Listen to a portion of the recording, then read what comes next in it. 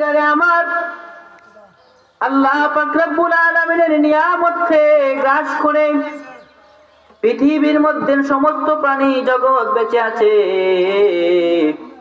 কিন্তু আমরা আল্লাহ পাক রব্বুল আলামিনের প্রতি তাওয়াক্কুল না থাকার কারণে আমাদের মধ্যে এই সমস্যা।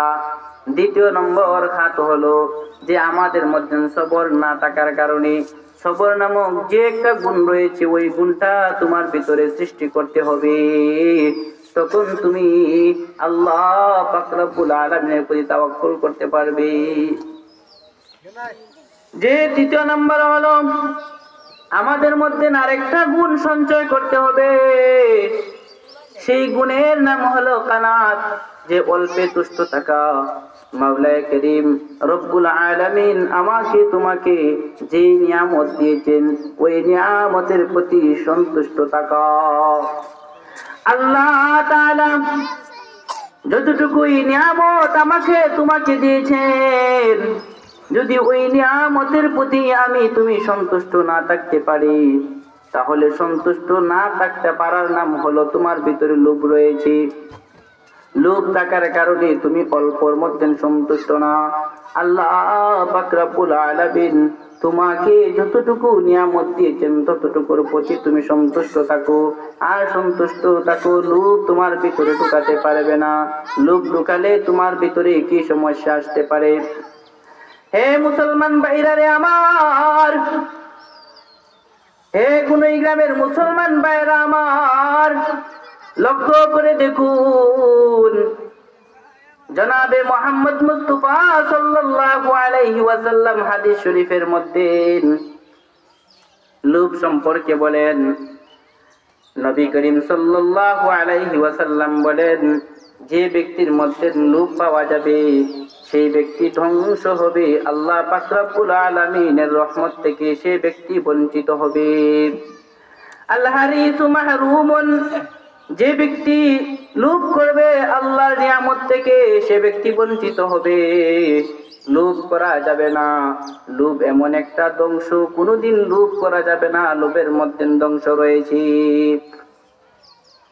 মুসলমান ভাইরা রে আমার, অন্তরে কান দিয়ে শ্রবণ করবেন। হযরত ঈসা আলাইহিস সালাতু ওয়াস সালামের কাছে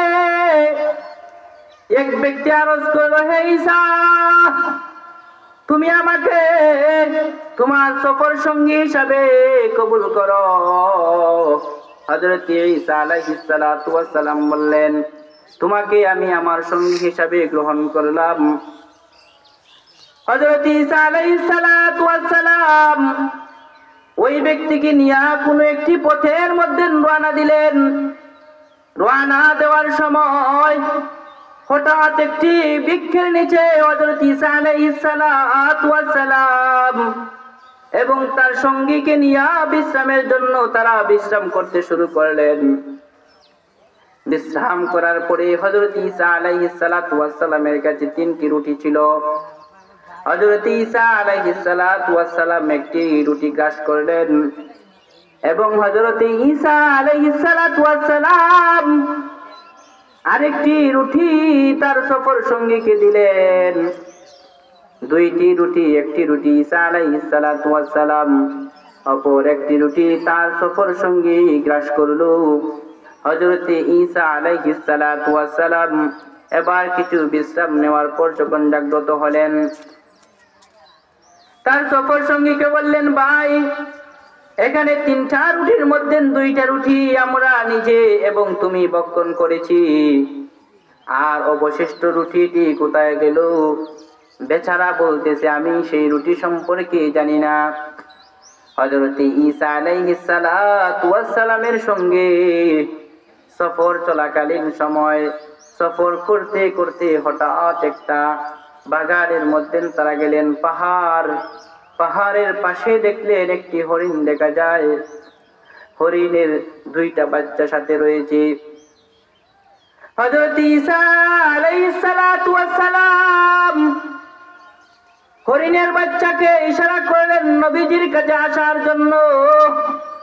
ঈসা আলাইহিস সালাতু ওয়াস সালামের ইশারা পেয়ে হরিণের বাচ্চা ঈসার কাছে আসলো। ঈসা আলাইহিস সালাতু ওয়াস সালাম বললেন, কুম বিজনিল্লাহ, আল্লাহর হুকুমে তুমি পুনা হয়ে যাও। ঈসা আলাইহিস সালাতু ওয়াস সালাম বলার সঙ্গে সঙ্গে পানিটি বুনা হয়ে গেল। বুনা হওয়ার পরে ঈসা আলাইহিস সালাতু ওয়াস সালাম এবং তার সফর সঙ্গী গ্রাস করলেন। তৃপ্তি সহকারে তারা গ্রাস করলেন।